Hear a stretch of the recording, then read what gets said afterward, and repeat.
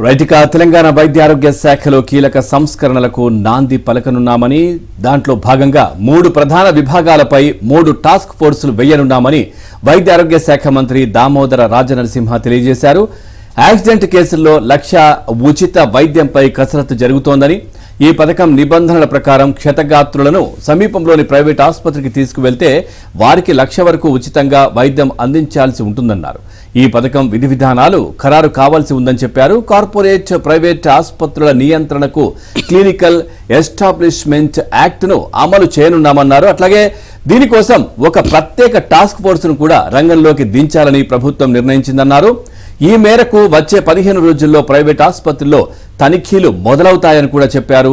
ప్రజారోగ్యాన్ని దెబ్బతీస్తున్న నకిలీ ఔషధాల తయారీదారుల ఆట కట్టించడానికి ఔషధాల నాణ్యత కావచ్చు, విక్రయాలు తదితర అంశాలపై మరో టాస్క్ ఫోర్స్ బృందాన్ని ఏర్పాటు చేయనున్నామని తెలిపారు. రాష్ట్రంలో హోటళ్లు, రెస్టారెంట్లు, ఆహార విక్రయదారుల సంఖ్య భారీగా పెరిగిందని, అయితే ఆహార నాణ్యతపై భయాందోళనలు వ్యక్తమవుతున్న దృష్ట్యా హోటళ్లు, రెస్టారెంట్లపై నిరంతర తనిఖీలు నిర్వహించేందుకు మరో టాస్క్ ఫోర్స్ బృందాన్ని ఏర్పాటు చేస్తామని కూడా పేర్కొన్నారు. ఈ 3 టాస్క్ ఫోర్సులు తన పర్యవేక్షణలో పనిచేస్తాయని మంత్రి దామోదర్ తెలిపారు.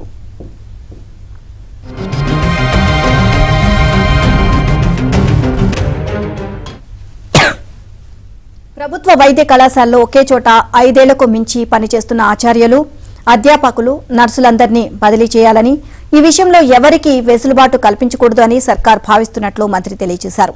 స్పౌస్ కేసులో విద్యాశాఖలో అమలవుతున్న నిబంధనను వైద్య శాఖలో పాటించాలి అన్న యోచనలో ఉన్నట్లు వెల్లడించారు. టీచర్ల బదిలీలో 8 ఏళ్లలో ఒకసారి మాత్రమే స్పౌస్ అంశాన్ని వినియోగించుకోవాలి అన్న నిబంధన ఉంది. వైద్య విద్యా సంచాలకుల పరిధిలో అడ్మినిస్ట్రేటివ్ పోస్టుల నియామకాలకు గరిష్ట వయోపరిమితిని 64 ఏళ్లుగా తీసుకోవాలని నిర్ణయించినట్లు పేర్కొన్నారు. తెలంగాణ రాష్ట్రం ఏర్పడినప్పటి నుంచి నేటిదాకా వైద్య ఆరోగ్య శాఖలో ప్రజారోగ్య సంచాలకులు, డ్రగ్ కంట్రోల్ డైరెక్టర్ వంటి కీలకమైన పోస్టులను మంజూరు చేయలేదు. ఈ నేపథ్యంలో ఈ 2 పోస్టులను ప్రభుత్వం మంజూరు చేయనుంది అని, జీవో వారం 10 రోజుల్లో వస్తుంది అని దామోదర వెల్లడించారు. తెలంగాణ వైద్య విధాన పరిషత్తును సెకండరీ హెల్త్ కేర్ కిందికి తీసుకురావాలని సర్కార్ నిర్ణయించిందని, ఇక టీవీవీపీ సెకండరీ హెల్త్ డైరెక్టర్ గా మారనుంది అని తెలియజేశారు. టీవీవీపీకి కూడా డైరెక్టర్ రానున్నారు అని, దాని పరిధిలోని ఉద్యోగులందరికీ ట్రెజరీ ద్వారా వేతనాలు అందనున్నాయని చెప్పారు. ఈ 3 డైరెక్టర్ పోస్టులతో పాటు తెలంగాణ రాష్ట్ర వైద్య సేవలు మౌలిక సదుపాయాల అభివృద్ధి సంస్థ ఎండీ పోస్టును కూడా మంజూరు చేయనున్నట్లు తెలియజేశారు.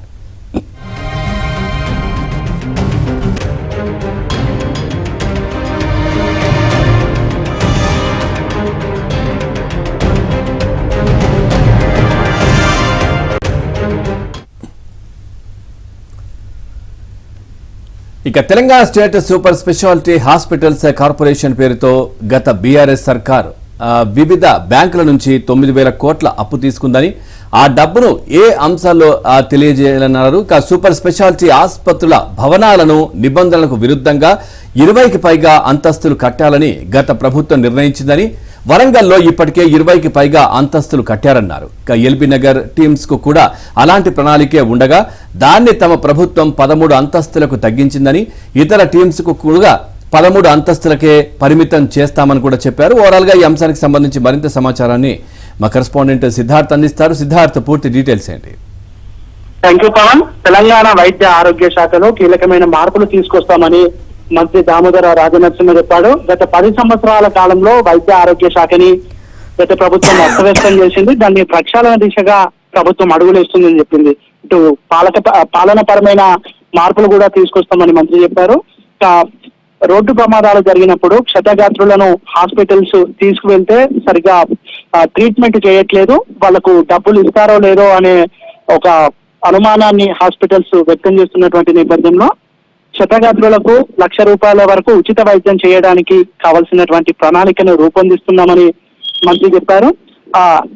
ప్రమాదం జరిగిన వెంటనే 1 గంటలోపు గోల్డెన్ అవర్ ఉంటుంది. ఆ గోల్డెన్ అవర్ లో వైద్యం అందక చాలా మంది చనిపోతున్నారు. సో దీన్ని రెక్టిఫై చేయాలని దామోదర రాజనరసింహ చెప్పారు. దానికి సంబంధించి తుది నిర్ణయం రాబోయే కేబినెట్ సమావేశాల్లో తీసుకుంటామని చెప్పారు. ఇక దాంతో పాటు వైద్య శాఖలో ప్రక్షాళన మొదలు పెట్టామని చెప్పారు. 1-2 ఏళ్లలో స్థిరమైన మార్పులు ఖచ్చితంగా కనిపిస్తాయని చెప్పారు. ఇక కేసీఆర్ కిట్ లో కూడా మార్పులు తీసుకువస్తున్నాము. ప్రతి 35 కిలోమీటర్లకి ఒక ట్రామా సెంటర్ ని ఏర్పాటు చేస్తాము.